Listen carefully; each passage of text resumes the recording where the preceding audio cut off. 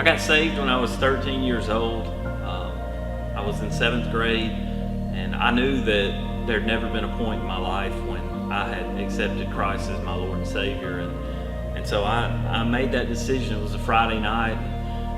I went into the living room of my house where my parents were sitting, and I just told them, I said, I'm going to get saved tonight. I'm going to surrender my life to Christ tonight.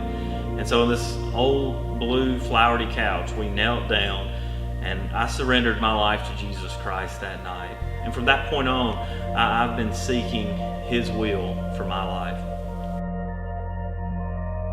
One of the toughest things I went through was that same year. I had given my life to Jesus Christ, and I started to kind of find out about my family and some of my family dynamics. And the main thing that I learned as a 13-year-old was that my dad had adopted me, and I learned the story of my biological father. Pretty much, he left my mom and really didn't want to have anything to do with me. And for the first time in my life, I had kind of experienced true rejection. And I had no problems at school, no problems in sports. I pretty much was living the perfect American life. And then my world just kind of came crashing down around me. Is that when you find out the person who should be the main influencer in your life really didn't want you and didn't care for you. And that was hard to go through and understand. But through that and through what my real dad did for me, by adopting me, by taking me and accepting me when he didn't have to, he said yes to me and made me his son. And I didn't bring anything to the table except just being a little kid. But he just said, I want you to be my son. He adopted me.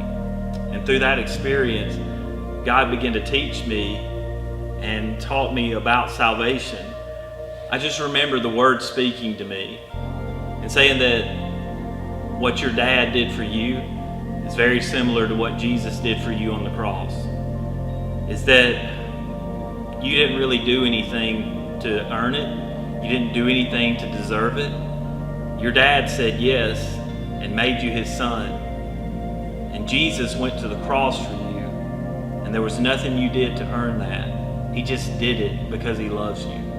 In both cases, God began to teach me what true love really looks like through the love of my Father who raised me, who took care of me, who made me his son, and through the love of God the Father who sent his son to die on a cross for me.